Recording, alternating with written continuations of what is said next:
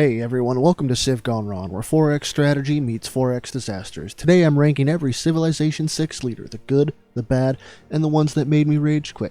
So grab your settlers and let's dive on in. Alright, now before we get started, to be specific, this tier list is for single player Deity. Now, Abraham Lincoln. This alternate American leader really lacks an identity compared to both of the Teddy Roosevelts. He wants to build industrial zones, but he also gets diplomatic favor. But you also want to build your film studios. Which direction are you supposed to go in with this guy? I suppose you could use your industrial zones to build wonders, so you would probably lean that direction. But I would just say he lacks a real focus. C tier. Next up we have Alexander, who never knew what peace was. If you're breathing, he's already marching towards you. Alexander has to go in A tier for me, because all of his abilities are about war. And he can come at you forever.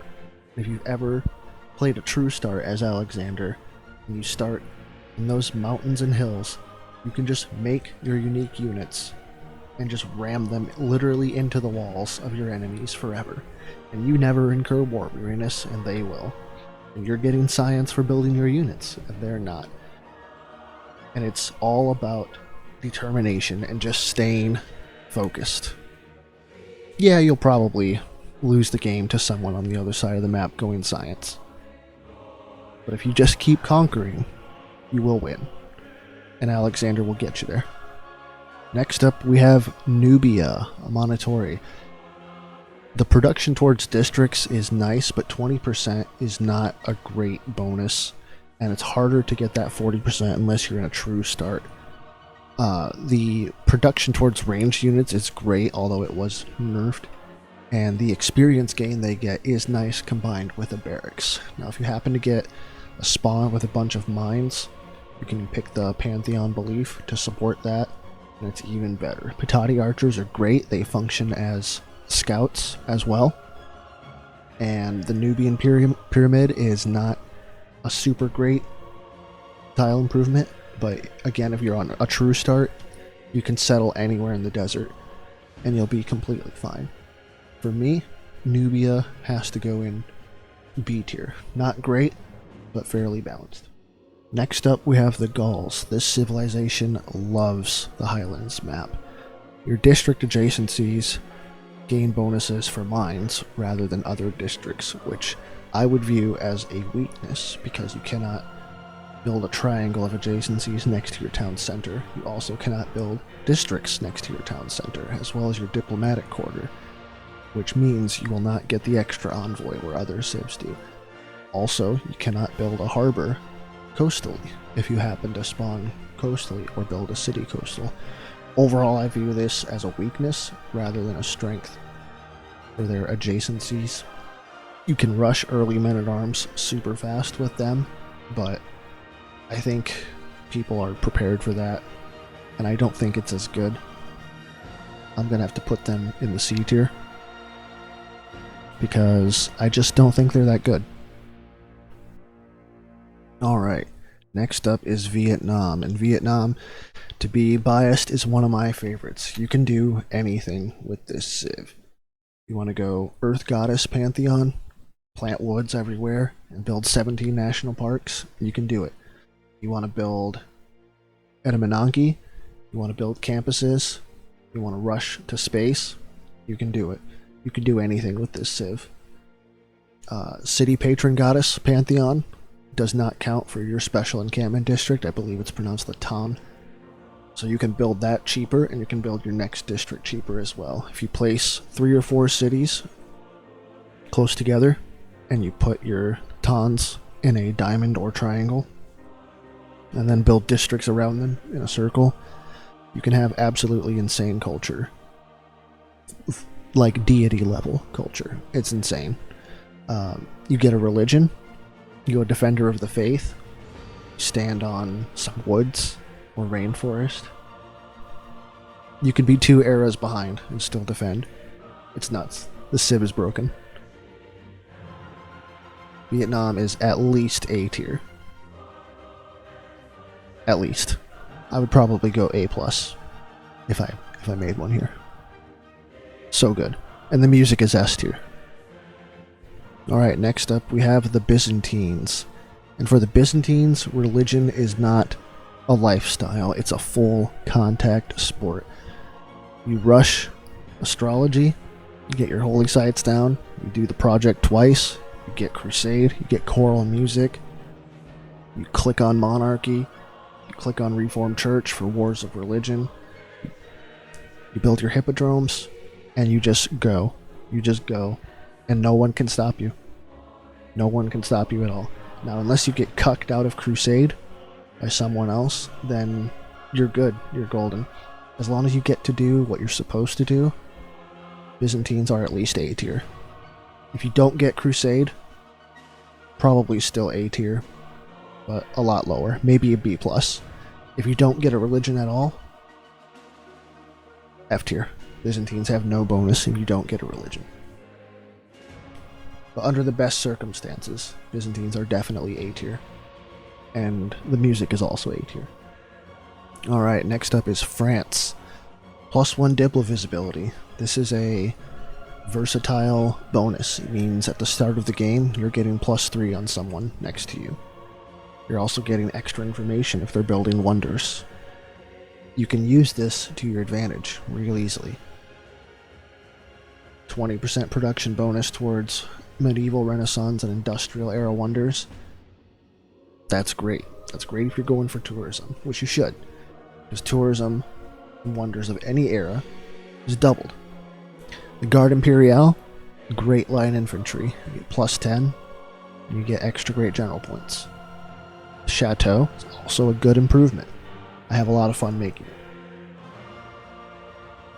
Catherine, I would have to say, she's not quite A tier. I would throw her in B tier with Nubia. A +3 is great, but it's not game breaking. The Chateau, while also great, not game breaking. I think if you're able to get all of her bonuses combined, where you build wonders, you build chateaus, you're stealing great works because your spies are better, then I think you can make it work. And Catherine will get you there. Catherine Magnificence leans even harder into the cultural victory type.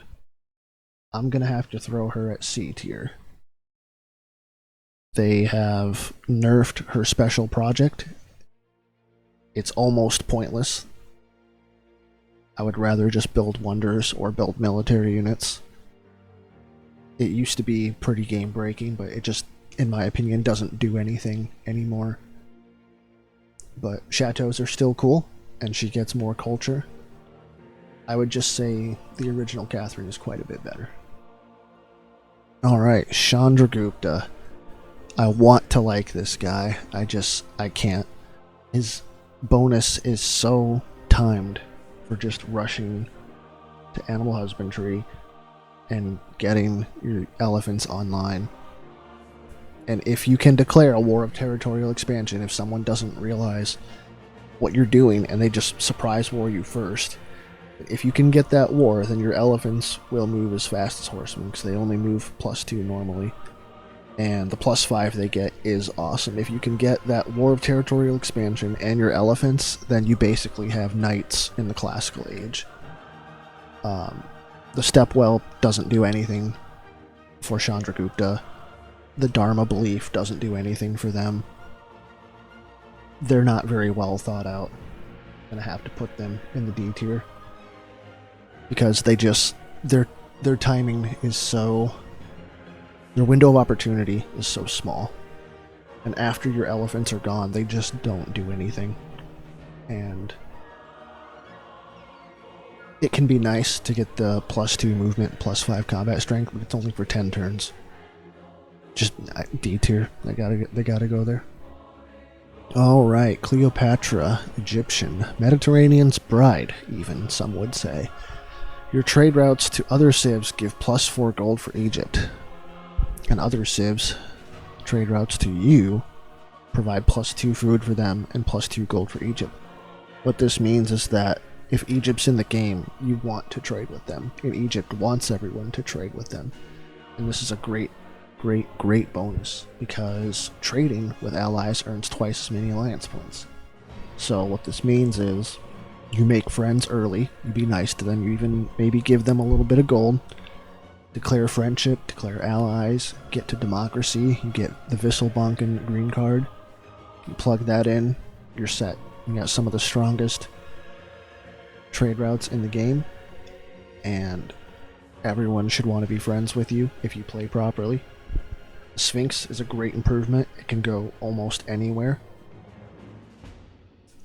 The bonuses towards districts and wonders near rivers is very good, and you're immune to floods, which is one of the best things in the game as well. When you have an eco alliance with someone, if you get that to level 3, you share city-state bonuses. It's great. It's fantastic. I'm going to throw Cleo in the A tier. If you play her properly, I think you can do whatever you want, because with money, you can go wherever you want. You can have the biggest military, you can buy giant death robots, you can buy all your buildings, you can buy friends, you can do anything you want. When you're making that much money and you're allies with anyone, absolutely A tier. Now, the Ptolemaic Cleopatra. Your spawn location is a lot more important.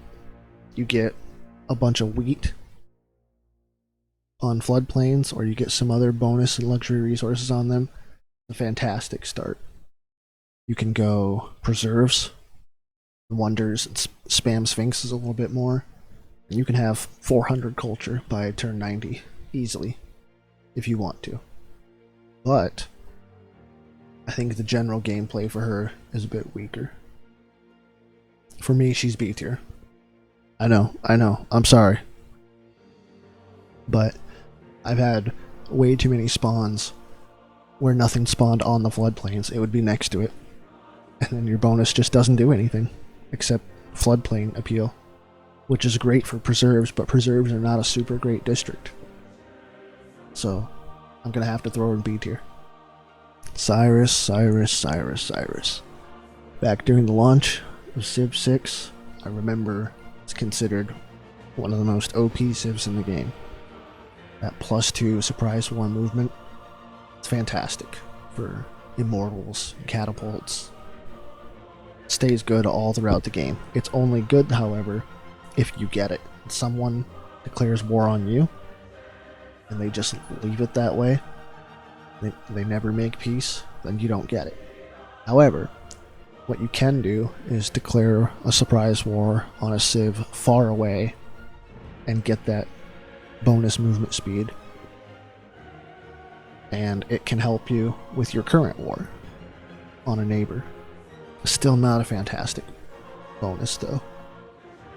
The trade routes, the domestic trade routes, and the better roads are nice, but they're not game breaking. Pyrodeza is really fun to build. It gets bonuses from the Holy Site, Theater Square, City Center, Commercial Hub. It's really fun to build them and to build districts around them. I have a lot of fun playing Cyrus, but his bonus is just not great, and I think I prefer the alternate leader. So for me,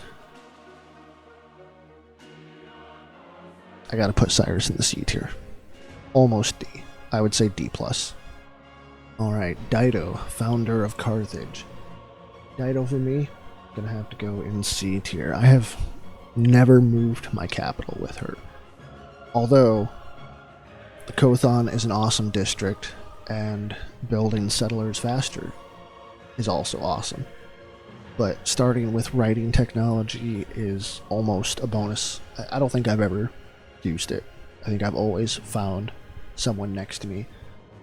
Coastal cities founded by Phoenicia on the same continent are always loyal. Maybe in one game, I think I've had that be useful. It's highly situational. The Bireme's great if you can start on the coast, as you should. and you find a city-state or someone right next to you, also on a coast, just build boat fast and go get them. That's cool, but there are civs who just do that better, have a better late game, have a better mid game, have a better early game. I just don't think there's anything that special about them, which is a shame. They were one of my favorite civs in Civ 5, being able to cross mountains. So, Eleanor of Aquitaine, the English edition. Court of Love is a fantastic niche ability that you can have a lot of fun with. You can go peaceful domination, just convert your neighbors, make them join you. It's awesome. It's fun. I think we've all done it. However, it doesn't really synergize well with Workshop of the World too well, other than building industrial zones and then using that production to build theater squares, I guess, or projecting in your entertainment complexes to try and reduce the loyalty. There isn't a lot of synergy, but I think that lack of synergy in this case is versatility, and I think that's okay as long as it makes sense at least a little bit.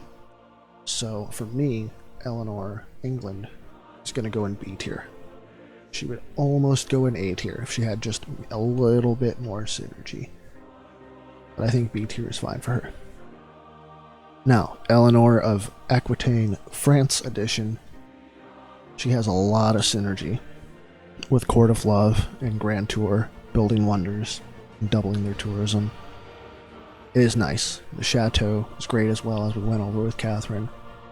However, I don't think that necessarily makes her any better, because if you see an Eleanor, you know what their plan is. You know what's going to happen, right? And countering loyalty is not ridiculously hard to do. You can do a lot of things, like throw in a governor, throw in your green and red cards in your government. You can project. You can steal her great works. There's a lot of ways to counter that. And I think if you just pick Eleanor and just try for peaceful dom, you might get a couple of early cities, but I don't think it's nearly as good as we all want it to be, in my opinion. Alright, Elizabeth I. I'm just gonna have to go right now. I want to put her in D tier, but England's other bonuses, Workshop of the World is just so good. The Sea Dog is good. The Royal Navy Dockyard is also good. Unless you're not playing on a Pangea map, then C is fair. I think C is more than fair. Her trade routes do get good. They're awesome. You can make a ton of money. But it's just not as good as the other bonus from the other leaders. I want to like her more. It sounds awesome. But it's just not great. Really, it's Workshop of the World and the Royal Navy Dockyard keeping her out of D tier. So, alright. We're going to time travel back to 2016 for a minute here, where Frederick was an S tier. Okay, now we're going to get out of 2016 for a second. Put him in B tier where he belongs. Frederick is not super great, and here's why. The additional red card is fine. +7 against city-states is fine. The Hansa, however, is more than fine. It is a great district. It is the only thing keeping this civ afloat. Because building one extra district than normal really doesn't matter that much, unless it's your first 2 or 3 cities. And even then, it's not game breaking, it's not game defining. Really, it's just the Hansa. It's the Hansa carrying this civ back when production was a lot harder to come by. But it's not 2016 anymore. The U-boat, I've built it maybe once.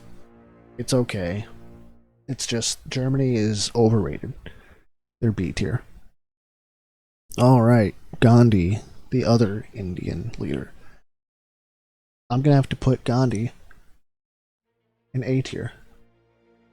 Purely because If you go Missionary Zeal, and you get Mosques, and you go Theocracy, and you get this sweet spot timing attack, Golden Age, Exodus of the Evangelist, and you're buying missionaries with 7 charges,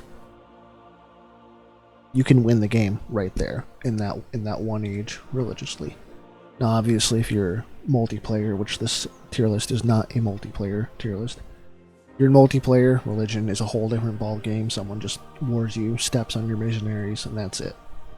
But for playing against AI, it's easy. You just Theocracy, Missionary Zeal, Mosques.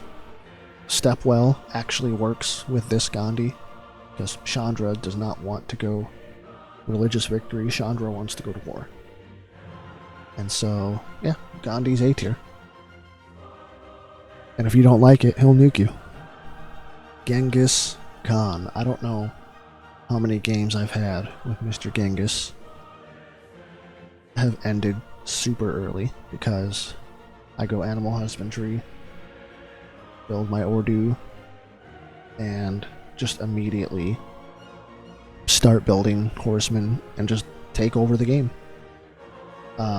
Trade routes instantly create a trading post.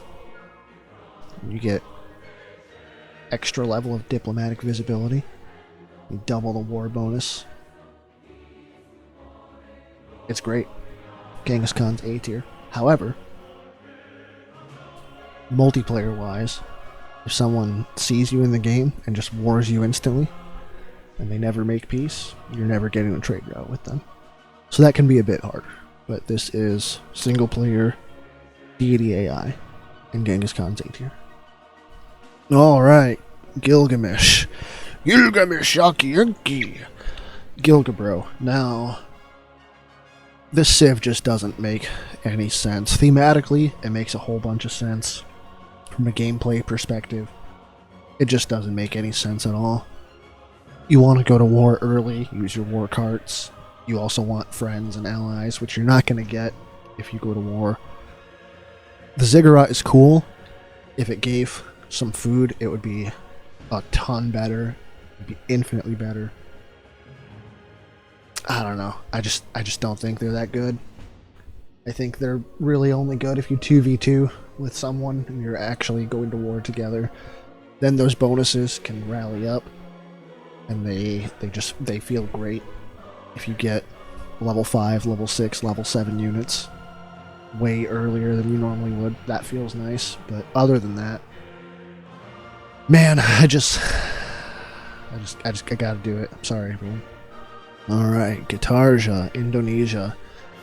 Another one of my personal favorites, I'm not gonna lie to you. Getting the +2 faith, free settler, is awesome.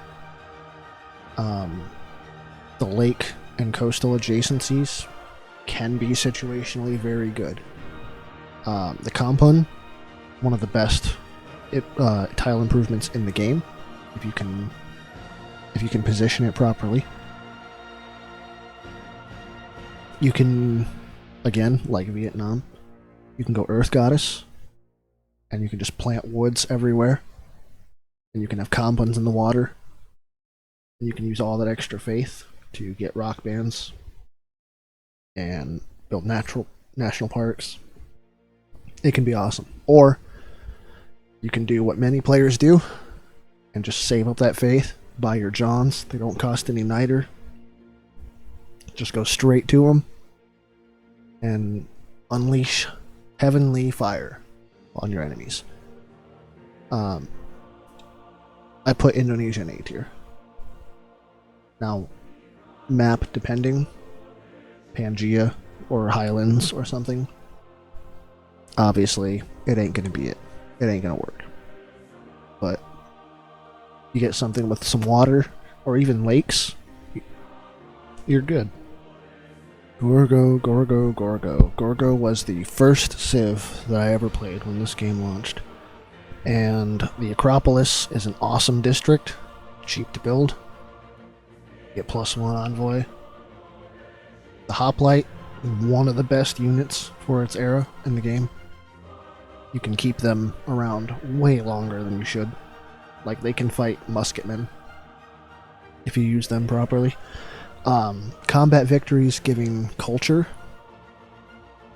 Situationally good if you're fighting a ton of barbarians or zombies or something like that, where you can kind of exploit it a little. It's awesome. If not, it's not that great. The +1 combat strength for every military card, that can be really good. If you get to fascism, you get Alhambra. You start stacking that in. Can be pretty good. Gorgo for me. I would go C+, if I threw that in there. But I think I will be nice to her and just put her in C instead of D, because that combat bonus, while it is great, you gotta be at war, you gotta be fighting, and you just have to exploit things to stay in that position.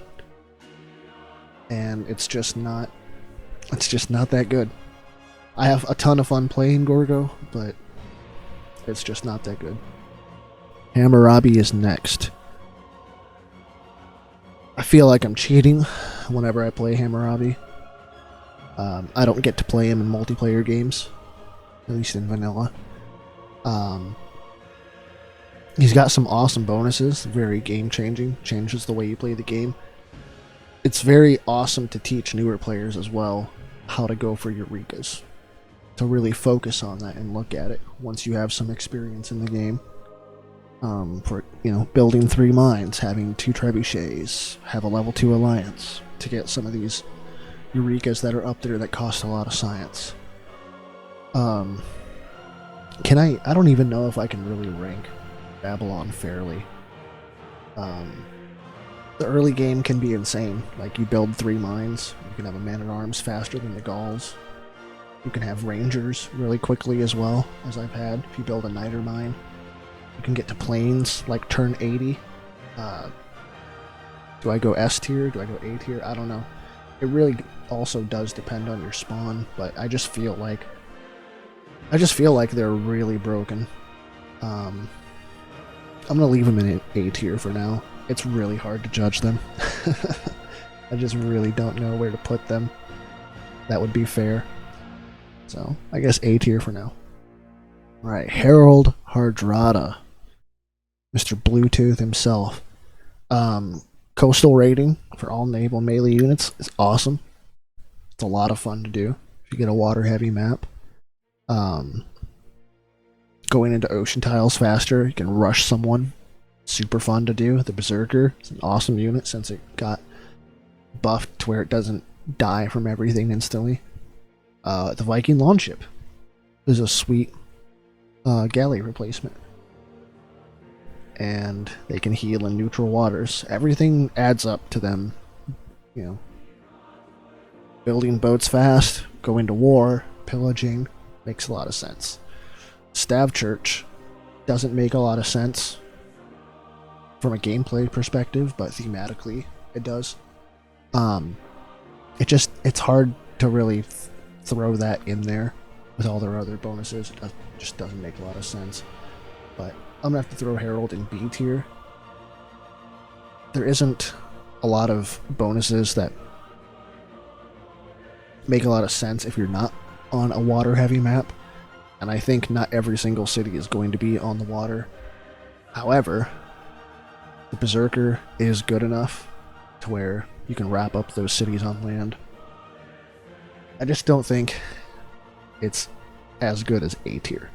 I just don't think he competes with these civs up here. Like, the Genghis Khan should be able to fight back against the Berserkers pretty easily. So, that's where he goes. Alright, Varangian Guard Herald, however, is a whole different beast. All units pay 2 less gold maintenance, 75% discount on levying units, and your levied units gain culture, faith, and science, equal to 50% of the opponents that they kill. Stav churches also give +1 influence point, so what you can do is a lot like what I would do with another civ coming up. You can just build commercial hubs, build your Diplo quarter, and just focus on city-state quests. You levy them for maybe 15 gold, maybe 20 gold, and you just go to war, and you start earning all your stats from that. You build your tier 2 government building in support of the city-states.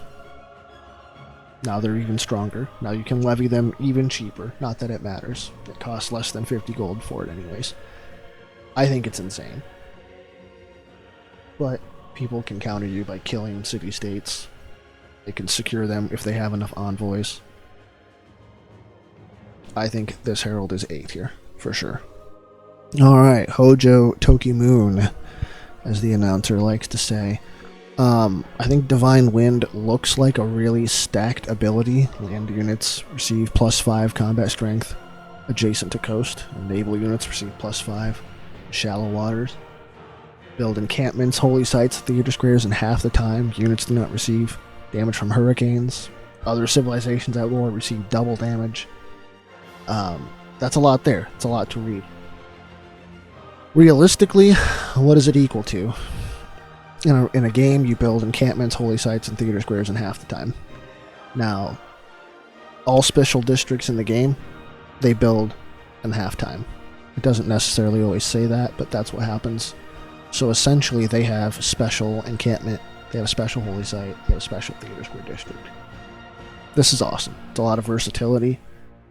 Definitely leans towards tourism, but building encampments in half the time is awesome as well, because the samurai are one of the best men-at-arms replacements in the game. The electronics factory is a great building. It's +4 culture.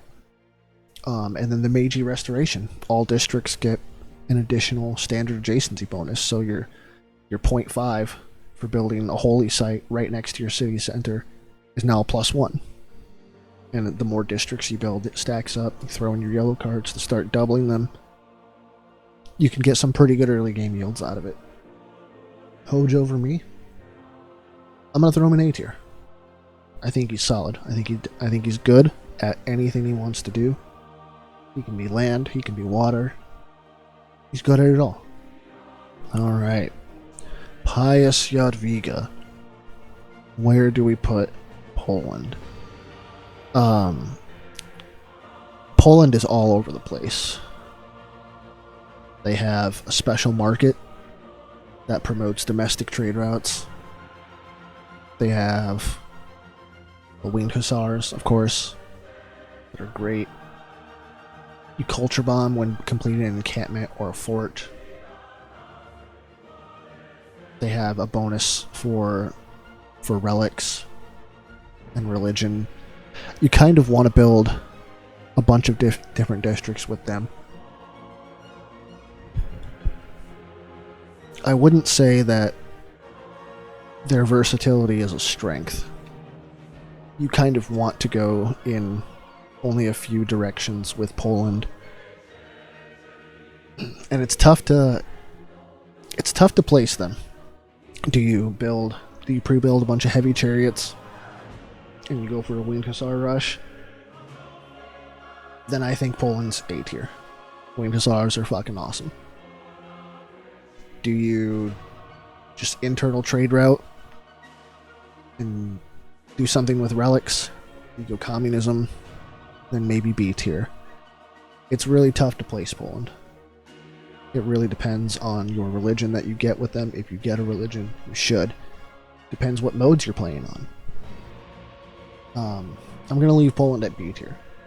They're just all over the place. I really like playing Poland. I love the theme of it. I just can't place them higher than B tier. The Winged Hussars cannot carry them into space. Not this time. Alright, what can we say about J that hasn't already been said before? Pick River Goddess. You double your holy sites. You're getting +8 food from your holy sites alone. You build farms. You build elephants. You build temples. You can buy your religious units with Faith, Grandmaster Chapel. Buy elephants. Just go on a stampede. Late game, you got 400 culture, turn 90. It's ridiculous. Probably one of the best civs in the game. Jay is broken. You can do anything you want with Jay. He plays... You can almost play him like a generalist because each city's going to have 20 plus population. It's insane. It's ridiculous. They're absolutely broken, and I love playing them. They're so much fun. Elephant Strunk. Portugal. Admittedly, I don't have a ton of experience playing Portugal. I've played them probably less than 10 times. You can absolutely make a ton of money on a water map with them. The Nows, I think I'm pronouncing that right. They're a pretty awesome unit. But if you're not coastal on a water map, or you don't have anyone to trade to, kind of a vanilla civ. So I'm not sure where to rank them on this. If it's true start or something with water, with a lot of water, people to trade with, they might be S tier. If not, they're definitely F tier. I would say a civ that relies this heavily on a situational start can't be any higher than B tier. And you can absolutely run the world easily with Portugal, but it's just so situational. I can't do higher than B tier. And situational should be C tier. But they're just that good at it that I would feel bad if I put them in C tier. So B it is. John Curtin is F tier because I really just absolutely hate Waltzing Matilda. No, I'm just kidding. John Curtin's great. If you get a spawn near mountains or woods, anything with higher appeal, it's fantastic. If you get jungle or marsh or something like that, great. You have a reason to chop it down. Getting double production, if you get war declared on you, is great. It's awesome. The Digger is one of the best late game units. If you can place it next to a coast and in neutral or foreign territory, doesn't require any oil like infantry does. A pretty awesome unit, but a super late game unit like that, how useful is it really? So I am going to put John Curtin in A tier because they are just reliably good. Unless you get like Tundra not in the coast, which on vanilla Civ 6 without BBG or BBS or anything, some of these spawns, man, you can get like 2 tiles of floodplains in between desert and tundra, and my god, it's just unbearable sometimes. But John Curtin's A tier for sure. Not on his music though. Alright, Julius Caesar. Man, he's just not as good as trading. You get extra gold for conquering a city. That's awesome. If you can manipulate barb camps, you have barbarian modes on, which I usually do. I feel that should be a normal mode. But if you have to exploit something to get the full use out of your civ, they're just not that good. And Mr. Caesar here is just not that good. I can't go higher than C at all. There are times where you can just take a bunch of cities and you can stack the gold on top of each other, but it's just not as good. Alright, next up we have Christina of Sweden. This is a really awesome bonus where buildings with 3 Great Work slots and wonders with 2 slots get themed automatically. That means you can just throw anything in them, doesn't matter, and they're themed. So that's double tourism, double culture. Having the extra World Congress events is pretty neat. Her Nobel Prize, where you gain Diplo favor for earning great people, is awesome. The Open Air Museum can situationally be very, very good. The Carolean is an awesome pike and shot replacement, where you get more strength for unused movement. So if you have that red card in where you get +1 movement and you get a great general, you can you can attack pretty much anyone with them at that stage of the game. But really, with Christina, you just want to go tourism. And she excels at that. She's one of the best in the game. Christina is A tier for sure.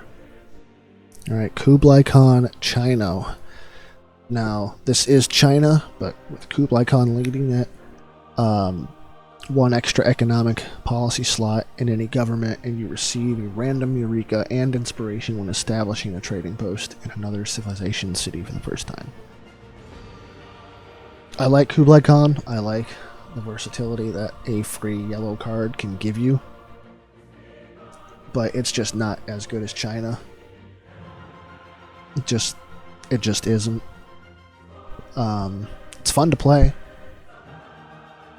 but it's just I can't put it any higher than B tier. All right, Kublai Khan, Mongolia. He gets some of the war benefits that Mongolia get, but he's just not as good as it. He's a little more versatile than Genghis, I would say. So I guess if you wanted the option of peace, that might be a bit better. But man, if you want to go to war, you need to pick Genghis Khan. And if you want to have the economic card, there's just better civs. I gotta put him in C tier. Maybe even D tier. He just doesn't make a lot of sense. Just pick Genghis Khan. Alright, Mr. Coupe. The meme lord himself. Coupe is very interesting. You start in the Notion tile, get a free builder, your palace gets +3 housing. Coupe doesn't get his own section of the map, and so that's where you get these instances where you move 5 tiles to the left and you're near someone else's capital, and sometimes that's good for you and sometimes it's not. It's a lot of fun to just go Earth Goddess again and build your woods everywhere. Plant woods. I said lumber mills. You don't want lumber mills with Coupe. They're weaker. And you cannot harvest resources. And you cannot earn great writers. So how do you win with Coupe? Well, it is tourism. Through your amphitheater replacement. I'm not going to try pronouncing it because I'm just not going to say it right. But the Toa is a good unit. It's not unlocked where you would expect to find a swordsman. The Pa improvement that they can build is pretty cool. I really don't know where to put Coupe. C is too low. A just might be too high. So B tier is just right for Mr. Coupe. Alright, Lady Six Sky of the Mayans. Mayans really only do one thing well, and that's stay alive in the early game and then get a bunch of science and build tall. Their unique archer, the Holche, is really good. The observatory is nice, even if you don't get plantations. You can just spam farms around them. They're still good. Probably not the best at going to space. I would probably go a B+, but I'll just leave them at B. Because their farms, while stronger, they're an easy source to get pillaged. Some cavalry comes through, a tank, whatever, just pillages every single turn. You lose so much housing from it, you lose gold, you lose production. They're a little spawn heavy. I gotta go B with it. But I love playing them. Alright, next up we have Lataro. I love playing Lataro, man. If you want to keep everyone on their toes, pick Lataro. Someone goes Golden Age, you get that +10 on them. It's awesome. Their Civ ability, I want to say Tokwi, that's how you pronounce it. Probably wrong. Correct me in the comments. This can be really good. It can go 15% culture, 15% production, and 30% experience. As long as the city wasn't founded by you, means conquered. It's a lot of fun. Shama mules are okay. They're not amazing. They're just okay. They're appeal based. The Malon Raiders, awesome unit. But I think the fact that you can't pre-build them a little bit hurts. Just a little bit, but they're not too expensive to build. And they're definitely not bad. Puche is a B tier. I would love to put him higher, but I just can't. Ludwig II, the creator of Neuschwanstein, the Disney castle. I gotta rank him higher than Frederick. I do. You could do some crazy tourism wins with failing to build wonders, and you can put that production to good use early. You can win early. I don't play Ludwig often, but you can definitely win the game pretty easily with him. Definitely A tier. Pretty broken. Almost S tier, I would say. Almost. Just not quite there for me. There he goes today. Alright, Mansa Musa. Mansa Musa is B tier because you have to survive the early game or your production is at its worst. You get a 30% production penalty towards buildings or training units. And in the early game, you're not making a ton of money, but if you can survive that, much like Portugal, you can just do whatever you want.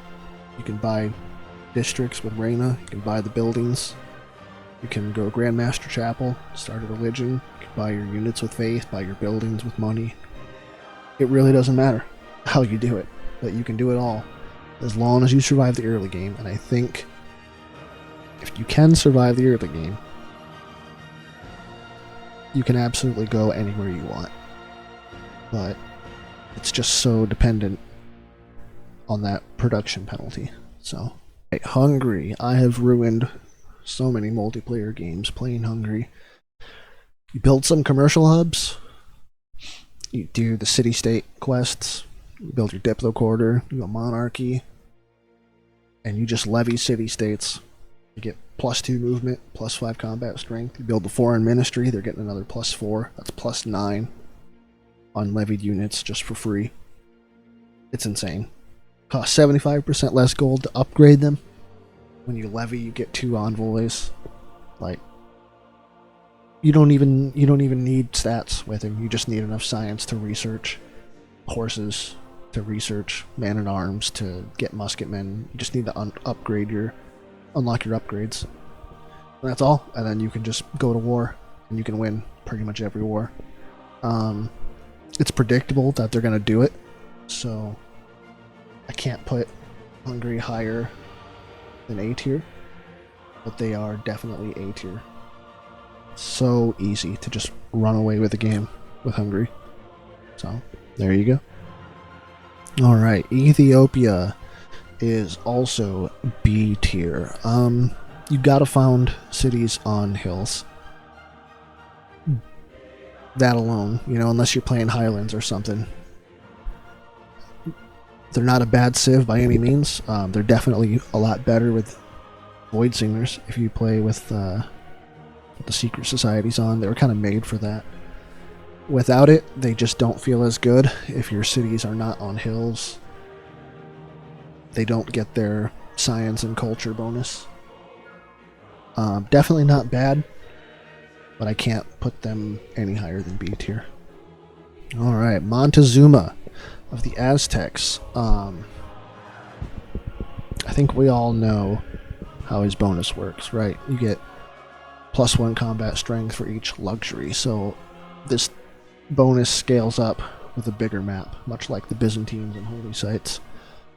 The extra amenity to two cities is nice, so instead of one amenity going to 4 cities, it'll go to 6. That can help out. builder charges to complete districts is pretty nice. It's pretty good to rush some districts. The Eagle Warrior is a decent, extremely early game unit, but it can be a little expensive to produce. But their arena, it just doesn't make any sense for any victory type that you would want to go for them. Really, I would only build one to try and just get the era score, maybe build the Coliseum. I guess the extra great general points are nice, but really just project for it, just build an encampment, and do some projects. Their war bonus, I have to state, however, is only when you're attacking. It's not defending. So it's not quite as strong as it would appear. Still, however, being able to build any district you want faster with builders is nice. Definitely put the Aztecs in A tier. Alright, now we gotta talk about the male Congo leader here. I just gotta go C tier. The fact that they can't win religious victory while not super important, it just takes them down. Other than that, I mean, they are pretty strong. However, their neighborhoods, since this is specifically AI, the AI love to target neighborhoods. Whereas in multiplayer, I think it's a lot more fine to build them. It's so annoying when the AI targets your neighborhoods. They can definitely run away with the game tourism, which is really their only victory path. Their classical era swordsman is really strong.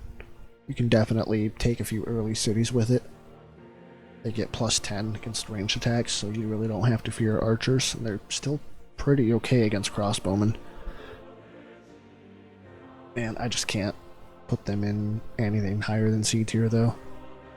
They do one thing, and they don't do it better than some other civs. And they're just so limited on not founding a religion. I think it really cripples them.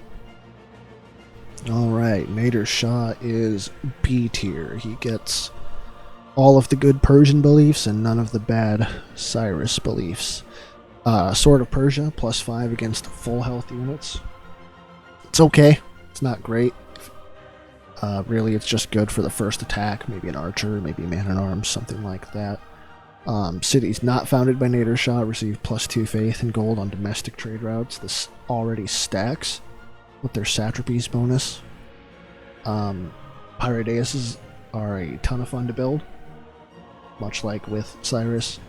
I just think they're better. I just think they're better in every way. You don't really want to do a ton of surprise wars, and sometimes you can't. So Cyrus doesn't get that bonus. So Nader Shah, I like him a lot. I wish they would put him in the true starts. For some reason, Cyrus is in it, but Nader Shah is not. Alright, now we gotta talk about Lady Congo. Lady Congo is A tier, unless you get a continent split, which can happen, then you just gotta deal with it.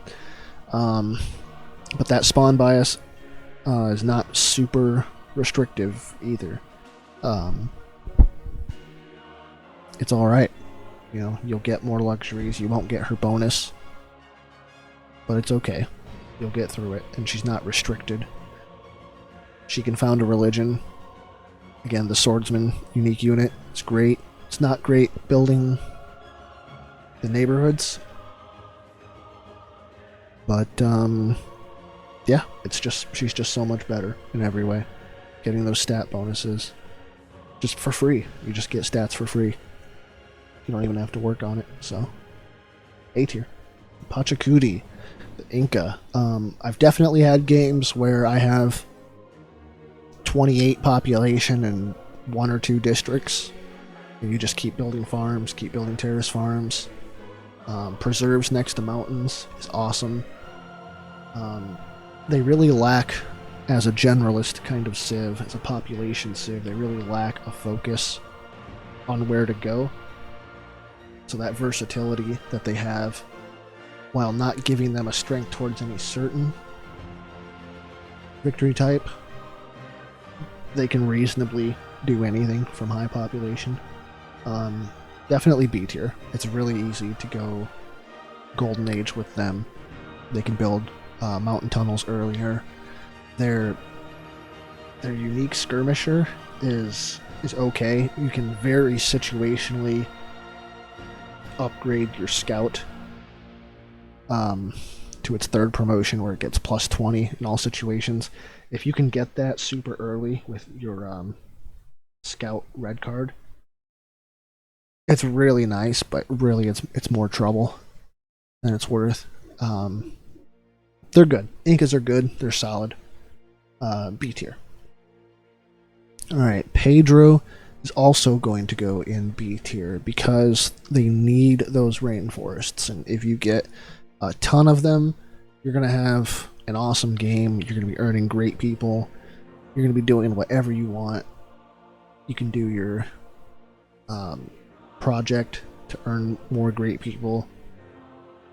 The game will be yours. If you don't get rainforest, man, it's like a C tier. I'll leave them in B tier though, because they are really good, and they get a unique battleship that's unlocked way earlier. And sometimes if you find yourself on the coast, it's pretty good. I haven't made it that much myself, but it's good. It's B tier, and Pedro's B tier, and Pedro's good. Alright, on to the better Greece. Sorry, Gorgo.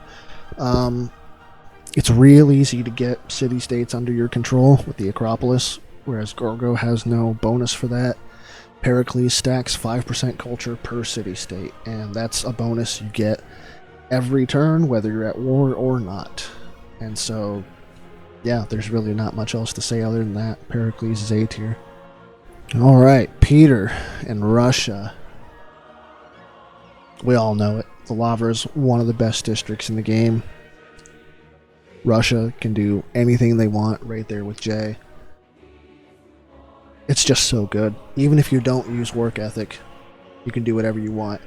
And that's ignoring that the Grand Embassy is one of the worst leader abilities in the game. It is almost useless. I'm not sure I've ever received any benefit from it at all. Ignoring that though, Peter is just good. You can do whatever you want with him. Peter's S tier for sure. Alright, now we are on to Philip of Spain. Philip of Spain. Let's talk about Philip for a little bit. Inquisitors can remove heresy one extra time. Maybe I've used that once, maybe twice. Not super important. However, combat and religious units get a +5 against players following other religions. If I see any religion in the game, which Deity AIs are always going to have one, I know I get a free +5 on them for free. And in multiplayer specifically, if someone picks Byzantines, I'm picking Spain. Just counter them right there. Let's go on about Philip. You can form armadas and fleets earlier. This is great on water maps. Trade routes receive +3 gold, 2 faith, and 1 production. And you triple these on a different continent. If you get a continent split, or you trade with someone who's on a different continent, man, the numbers can be really, really, really insane. It goes back to Cleo, that you get an ally on a different continent, go Visselbanken, go democracy. Your trade routes can be literally the best in the game. Conquistadors are absolutely broken. I've had games where I've gotten them to 90+ combat strength, even slightly over 100 combat strength. The Great General, you can core them up. You get a missionary next to them. You get Wars of Religion. You get Crusade or whatever. Conquistadors are probably the best unit of its era, and they're S tier by themselves. If I did a unit tier list, Conquistador would be S tier for sure. Uh, Philip is at least A tier. I'm really leaning into S tier with them. It's so hard. It's so hard to not just have a good game as Spain. And like the mission is such a good tile improvement as well. You get tons of faith. You go Grandmaster Chapel. You're buying Conquistadors. You're buying missionaries. It's easy. It's easy to do whatever you want with Spain. I can't quite put them in S tier, and I really want to. I really, really want to. But they are solid A tier. I would definitely say A plus for them. That's Philip. He's good. If you haven't played him, play him. Alright, the Kree, another generalist civ. The Kree are fun. They're a lot of fun to play. You get camps and pastures, you do trade routes. If you can, make allies, go democracy, Visselbanken again. You're seeing a theme here. Their early game, it's really, really easy to go Golden Age for the first time. So if you want a religion, you can snag one up there. You can free inquiry. After that, though, their bonuses kind of just, they don't really have any bonuses at that point. But the Mechawap, if I'm pronouncing that right, is one of the better tile improvements in the game. You can build it almost anywhere. You can build it in tundra cities, desert cities, and it'll just create food and production out of nowhere. I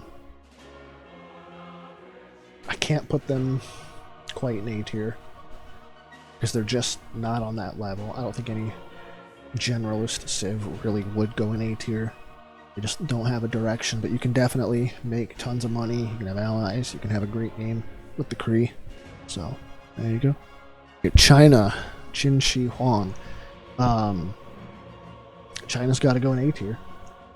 You get extra builder charges for free. If you get even just one tile of flat desert, you build the pyramids. Now you get even more charges for free. You have feudalism right at the start of the game, and feudalism is super meta to go for. Some of the early game wonders are some of the best in the game as well. Temple of Artemis is easily one of the better ones. Yeah, they get Eurekas and inspirations, give more science. You just get science and culture for free. Crouching Tiger isn't really that great. Build it for Era Score. The Great Wall, you get new cities, an ancestral hall. Start a settler, you just build a little ring around the new city of Great Wall. The third tile that expands out, build another ring around that. Even if your new cities don't produce anything, they have culture and tourism right there. Send a trade route back to a Magnus city for food and production, you'll be alright. You'll be fine. It doesn't even need to build a district. They're good at what they do. And they build wonders. It's all in the name. So play them. Build wonders. Build builders. You'll have a lot of fun. Unfortunately, what you won't have a lot of fun doing is playing Unifier. Qin Shi Huang. Melee units. Keep in mind it's melee units, so that doesn't work with scouts. Receive the ability to convert barbarians. This ability is super niche, and it doesn't work as great as you would expect it to. Losing the builder charges and being able to rush wonders and early canals, it's just not as good. I gotta put him in D tier. It's just bad, and it doesn't feel good. If it was scouts that could convert, I would say it was a lot better. But it's not, and even if it was scouts, he probably still wouldn't be out of D tier. So there you go. All right, Ramses, another alternate Egypt leader. 15% culture when you finish a building, 30% when completing wonders. Now this is the more wonder-heavy version of Egypt, and it definitely works. I love playing Ramses. Ramses goes in A tier. You go autocracy, you throw in that yellow card, to build wonders. You even maybe pick the Pantheon to build wonders faster. You put them next to rivers, you're building them near 50% production. It's insane. You use all that extra culture, build more wonders. The only downside is war. Your neighbor doesn't like you building all these wonders. They can just war you and take them from you. Such is life, But they're still A tier. They're just really, really good. So, play them. Scotland is got to go in C tier for me. Tall civs that rely on amenities are not great in this game, unfortunately. War of Liberation, also not great. Super situational. The golf course is okay. The Highlander is bad. I hate the music as well. Hear that drum roll coming in. I know those bagpipes are coming, and I just wanna mute the game. It's not fun playing Scotland for me. It's not fun if they're in my game. Maybe I'm biased. I don't know. I have nothing against Scotland itself, but man, I just do not like this civ, and I don't think they're very good. Their bonuses are not great. Extra 5% science and production in happy cities. That's not a bonus that you can reliably get early. Ecstatic cities double these, and that's great. Also, just not reliable until the end game when you're getting national parks and ski resorts and great people that give amenities. They're not bad going to space, which is about the only win condition they have. That's just kind of it, though. I think there's much better civs to do it. So, all right, we have Vizier Saladin. Vizier Saladin is in A tier. Science civ, guaranteed get a religion. The worship building, you can buy it for free at Theocracy. Doesn't cost any faith. And it gives 10% science, culture, and faith. That's awesome. Mamluks, not as good as when the game released because battering rams don't affect heavy cavalry anymore. Still an awesome unit. Madrasas are an era early university. They also give you faith. They're just good. They make sense. They actually combine science and religion very well, and it just works. Alright, and for Sultan Saladin, can't quite put him as high. He's not quite as good as science, but he's better at war. It's all dependent on the flanking and support bonuses, and sometimes you just can't get the perfect surround on someone. So you're never really going to get the full bonus that it could offer, whereas Vizier Saladin gets the extra culture and science from their worship building. I just think the Sultan Saladin is not quite as good. Still not terrible. Still not Gilgamesh. He's pretty comfortable in B tier. Alright, next we have Sejon, Male Korea. I'm gonna have to throw him in A tier. Their Sewon district is great, but it needs a little bit of planning. Build farms and mines around it. You don't build any other district. Sejon himself gets double his science per turn as culture when you complete a new technology from a new era. This requires you to pay attention in what technology you're picking, which sometimes people don't always do, so that's a different layer added onto it. Definitely not bad though. Definitely one of the strongest civs in the game. I would say probably one of the strongest A tiers, maybe even S tier. Right on that border. Korea, I would say, Lady Korea, is right next to him. I would say that she's better at science, whereas she lacks in culture a little bit. Governors established in a city give 3% culture and science for each promotion they have. That's just good. It just makes sense. Also, one of the better science civs in the game. You get, and this goes with both of them. You get your +4 Sewons. You double them. You get a free rationalism because they're +4. If you get lucky enough in the right situation, you can go monasticism in the Dark Age. If you have holy sites, and you can have over 100 science in like turn 40. It's awesome. But I can't put them any higher. I think A tier is where they both go. All right, Shaka. Shaka goes into S tier with his music, but A tier with his abilities. Shaka goes to war. It's one of the war civs that's all they do. You build encampments, you build your buildings in them, you get cores and armies faster, and they're stronger. Your impies are insane units. They counter any knight civ. They're awesome. They're cheap. Everyone knows the war is coming. If it happens to be a multiplayer game, we'll get that on that tier list. But as far as this goes, Shaka's A tier. They're awesome. All right, Simón Bolívar.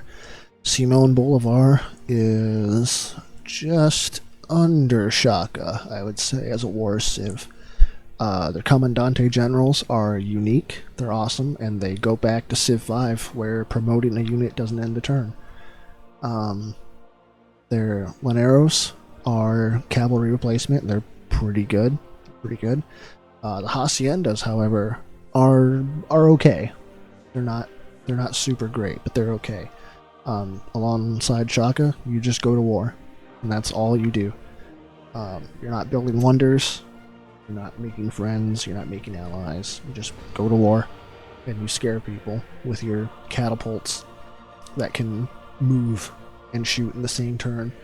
A unique advantage they do have is in the early game, your settlers can settle faster, having +1 movement. Your scouts can scout faster, having +1 movement.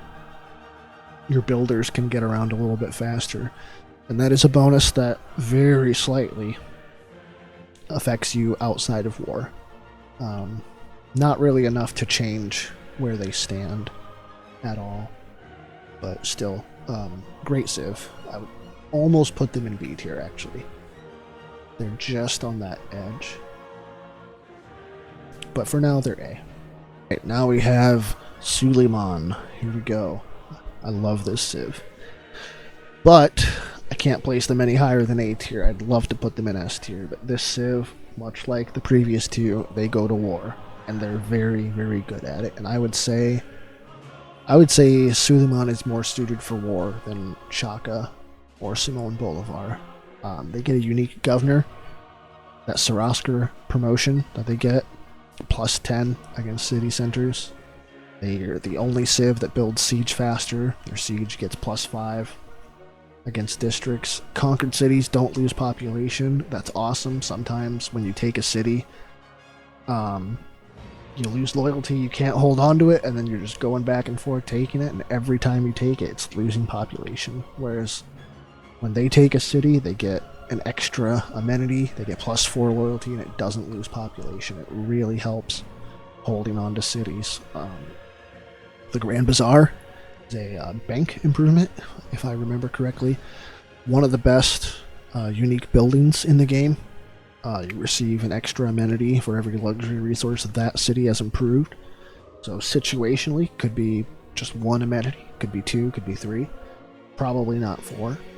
The Barbary Corsair, in situations where you get to use it, excuse me, pillages for free. And that's so awesome if you get to, let's say, a campus, and it's got 3 buildings in it, just boom, boom, boom, boom, boom, just pillage, just like that. It doesn't cost any movement at all. Janissary, again, one of the best units of its era. I wouldn't say it's as strong as the Conquistador, but it is very strong. But you don't want to make them in cities that you founded.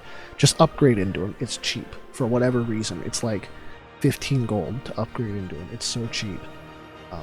Ottomans almost S tier. I really want to throw them up there just to make someone mad. But they're A tier, and they're so good. And their music is S tier. So now we got to talk about the other Suleiman, the Magnificent. He's got some differences with him.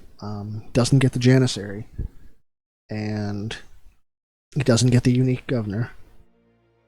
What he does get is extra science and culture when in a golden age or heroic age, and +4 combat strength when not in a golden age against other civs who are also not in a golden age.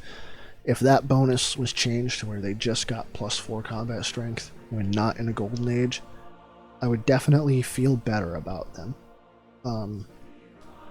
Lacking the Janissary, lacking the governor that gives you +10, you still want to go to war with them.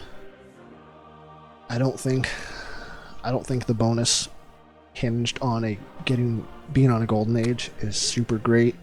Gonna have to put him in B tier. I just think the other one is a lot better, more suited to going to war. Yeah, still a great civ. You can definitely do great things with him. The Grand Bazaar is awesome. Just not as good as the other one, in my opinion. Alright, Sundiata Keita, or Keita, I'm not sure how you say that. The alternate Mali leader. I haven't played this civ nearly as much as I probably should have. Recruiting great people, 20% cheaper, sounds awesome. And markets gaining 2 writing slots sounds awesome. And great works of writing receiving gold in production sounds awesome. But I'm not sure, unless you go Jesuit education, which is a fantastic thing to do with the Mali, I'm not sure how many theater squares you're really going to have to earn those great writers. And I get the idea that you're supposed to buy them, but if you're playing Mali, you got to be so afraid of your neighbors warring you. You're probably buying your military. You're probably not going to have a ton of gold until late game to spend on writers. By that time, the AI's already earned 20 of them. And I just don't think he's as good as the original Mansa Musa. So, man, I don't know. It's tough. It's tough to put him in C tier. I just don't think he's that good. Still gets a ton of money. But the idea that you want great writers with them, it's hard to work in there because you need that extra district now. So, I think that alone puts them down a bit lower. Alright, Tamar. S tier for the music. We all love Georgia's music. I love playing Tamar. I have a lot of fun with her. I do personally enjoy faith-based civs a lot more, and she has great control over city-states if you pick a religion to support that.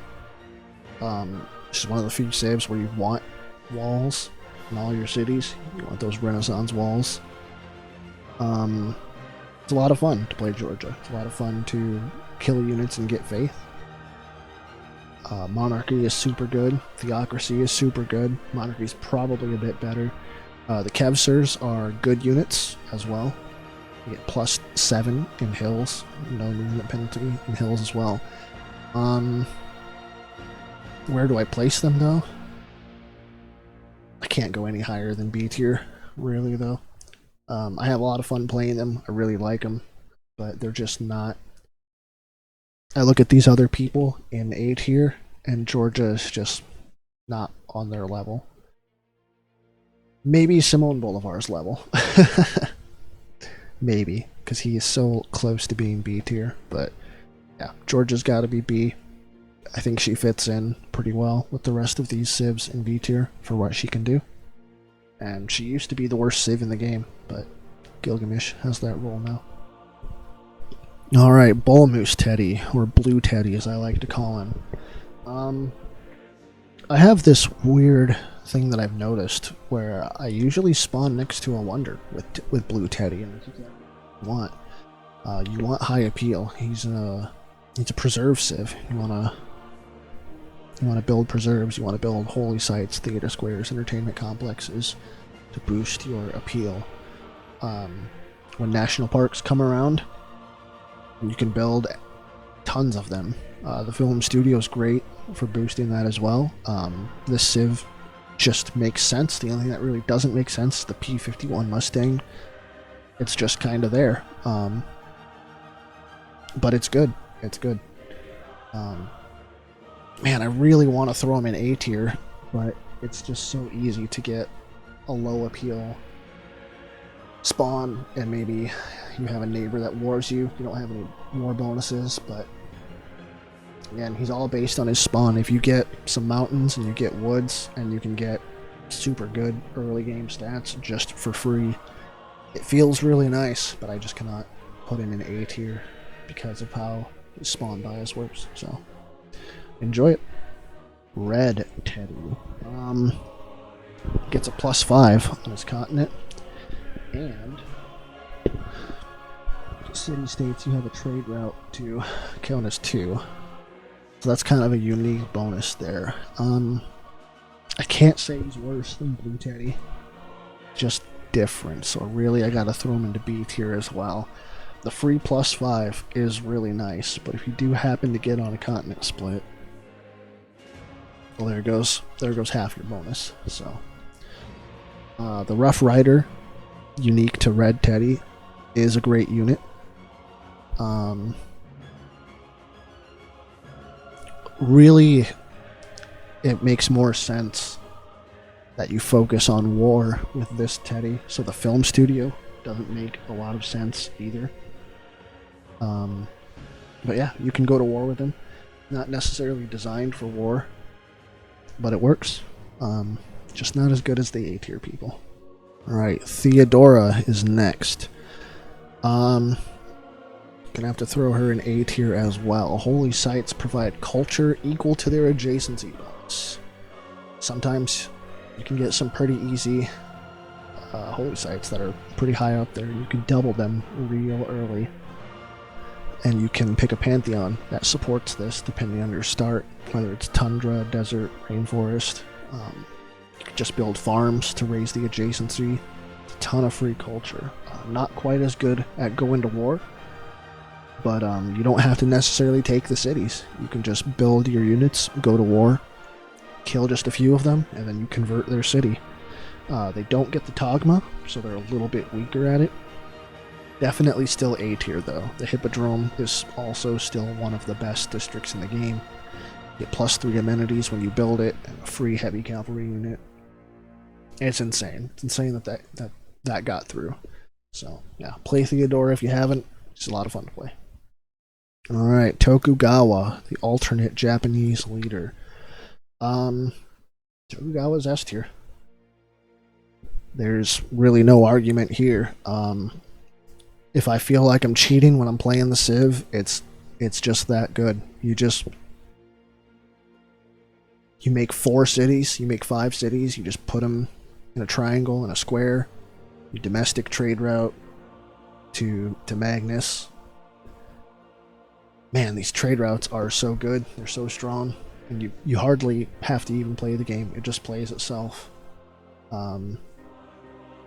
The Samurai, strong unit. Electronics Factory, it's great. There's really like nothing else to even say. The Civ just plays itself. Probably one of the few Civs that wants communism instead of democracy or fascism. They're just really good.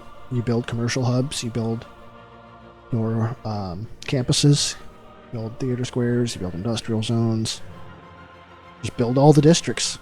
It's super easy, and as long as you get trade routes going to yourself, you just win the game. You can do whatever you want, really. and you'll feel like you're cheating if you're playing them too. Tamiris, Scythia, another one of those 2016 OP civs. You get double horsemen when you make one. That's awesome. Killing a unit, you heal. That's awesome. If a unit is injured at all, you get a +5 on it. That's awesome, and that can help with galleys and early naval warfare too. A lot of people don't know that. It also helps with religious units. Really, Scythia is a war civ. You go animal husbandry. You make a builder. You probably have horses next to you. You build a kurgan. You can easily get into a golden age, the first era. Not that you really need it. A downside, though, the AI. They're just going to build walls. You could pillage, but really, what's there to pillage in the early game? At best, you maybe take over some city-states. They're going to build walls, too. I really have a lot of fun playing Scythia, but I can't put them any higher than B tier. Not C tier. You can do a lot of cool things with Moksha, buying districts, and with Faith, and with Grandmaster Chapel. You can really build them pretty faith-heavy, and you can do a lot of cool stuff with them. And they're one of my favorite punishing true starts. If you go true start Europe and play Scythia, it is just so much empty land of flat plains and rivers, and there's no civ anywhere remotely close to you until the end of the game, the last maybe 20 turns, if you're settling that way. A lot of fun, but Scythia's B tier. Trajan. Trajan is A tier, often described as, if you're new to Civ, play this. And while I can agree, I would actually recommend one of the Japans more, because I think learning to district is far better than ignoring monuments and some free roads. Not quite a generalist Civ, but you can kind of do whatever you want. The Legion are probably the best swordsman replacement, although they get outdated pretty quickly at men-at-arms. The Bath is good. It's not great. It's cheaper, yet an extra amenity. That really promotes building an industrial zone in every city as well. So generally, the playstyle would promote high production. And with that, you can really do whatever you want. The free monument lets you get to your government faster, which promotes the early war for legions. They're just solid, really. You can go whichever direction you would like with them. Alright, Victoria. Age of Empire. I never really liked this civ that much until recently, to be honest. Workshop of the World is one of my favorite abilities. I think it's so strong. I love the Royal Navy Dockyard as well. That's also really strong. The Redcoat is situationally really good, much like France's Garde Imperiale. Pax Britannica is kind of an odd leader ability. It fits thematically very well, and if you're playing a true start, it can definitely work really well. If you go settle Africa or America, South America, something like that, it works really well. I think in a normal game, it doesn't quite fit as well.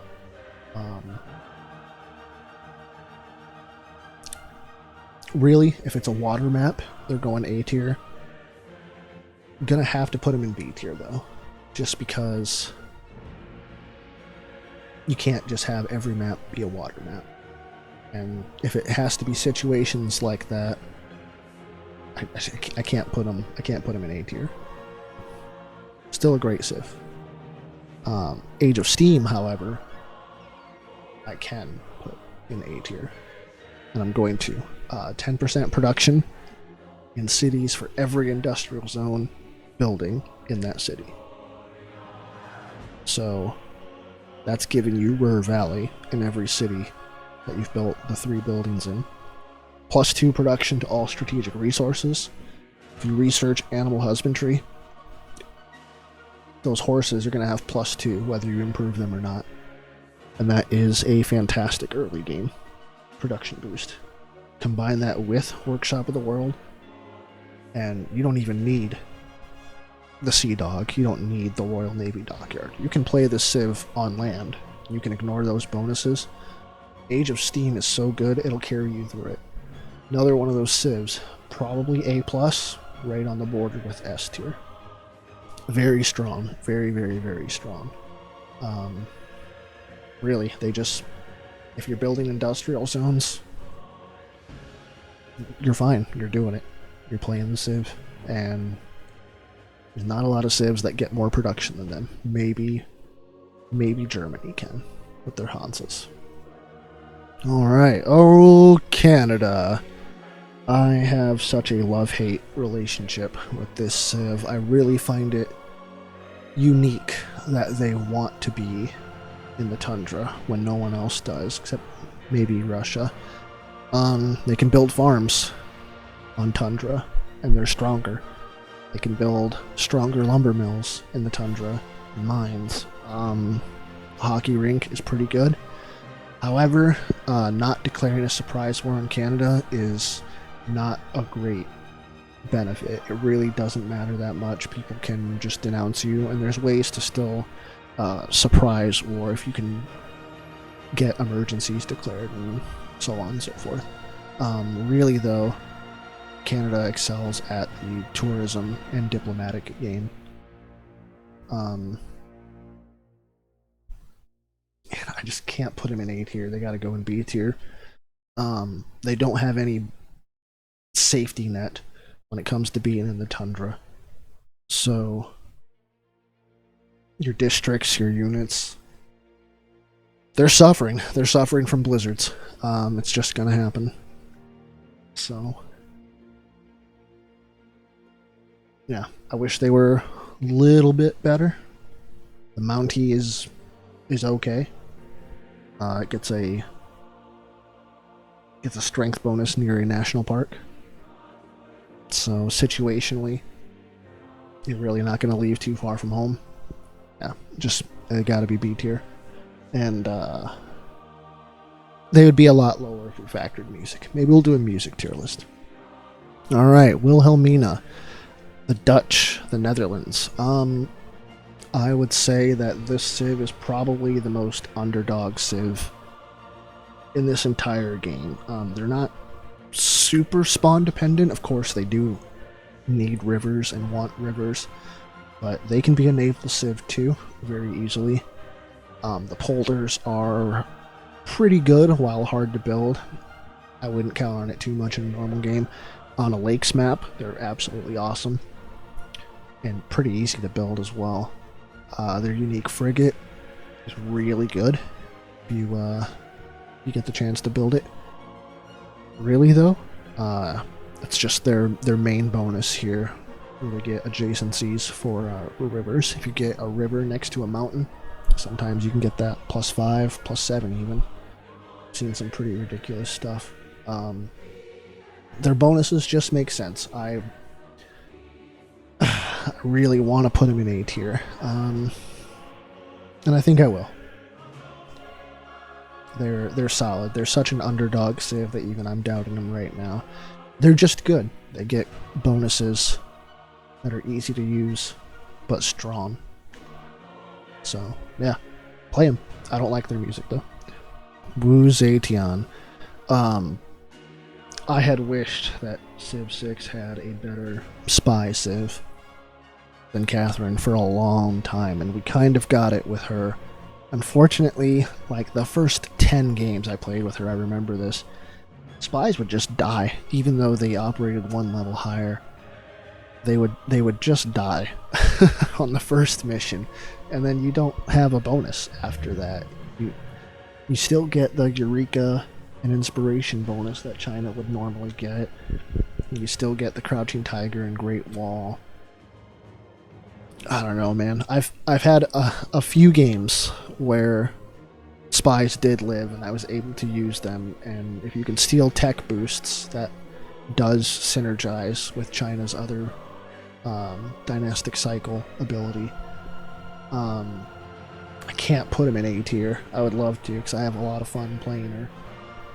But man, it's so iffy. It's all based on spies, and sometimes the 90% spy chance is not 90%. Sometimes it just dies. So, unfortunately, we got to put her at B tier.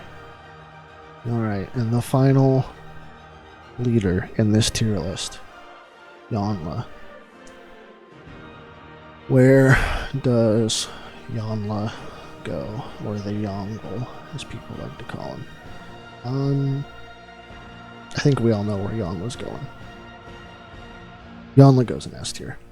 This Civ plays itself more than Russia does, more than Tokugawa does, more than Jay does, really. You just need to stay alive and improve your land. You just make farms, you improve your horses, improve your sheep, you build aqueducts for housing, bonus points for starting a religion.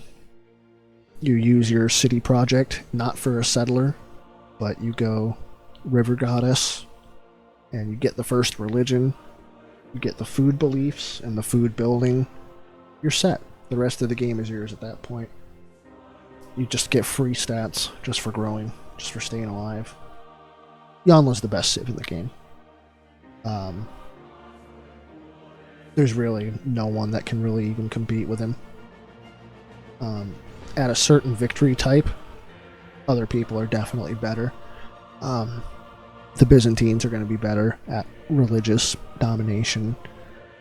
You know, Indonesia's going to be better at naval combat, but Yanla's the best Civ in the game, for sure.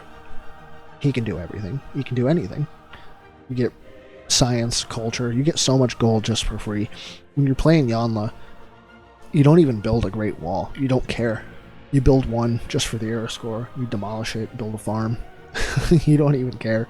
You build a crouching tiger just for the era score. You can delete the unit later. You don't care. Dynastic cycle, you don't even care about that either, to be honest. This entire Civ is all based on Yanla's leader ability, and none of the other bonuses even matter. They're just there to give you era score, to keep you in a golden age. It's also nice having a leader that goes back to Civ 5 and Civ Beyond Earth, which is one of my favorite games, by the way, where cities in the end game can just do a project, and you don't have to keep micromanaging them or fill up a queue of buildings. You could just say, okay, you're done building buildings, why don't you just make me science or gold or faith or food or something. It's insane. Yanla's the best Civ in the game. I'll say it all day long. I don't think anyone will really disagree with me. So, there you go. But that's it. That's it for my tier list. God, this took a long time to do. A lot of talking. This is my first video. I probably made a lot of mistakes. I probably sound shitty. I'm using a old microphone from 20 years ago that me and my band used. If you got any comments, questions, let me know. I'd love to hear them. I'd love to hear what people think. Maybe some of you think Chandragupta is not D tier. Maybe some of you think the Gauls are A tier or B tier. Let me know. Give me your reasons. I'm always down to learn more about this game. I've got thousands of hours in it, and I'll probably get thousands more because Civ 7 sucks. But yeah, see you guys around, and let me know what you guys think. Like and subscribe. Thanks. Bye.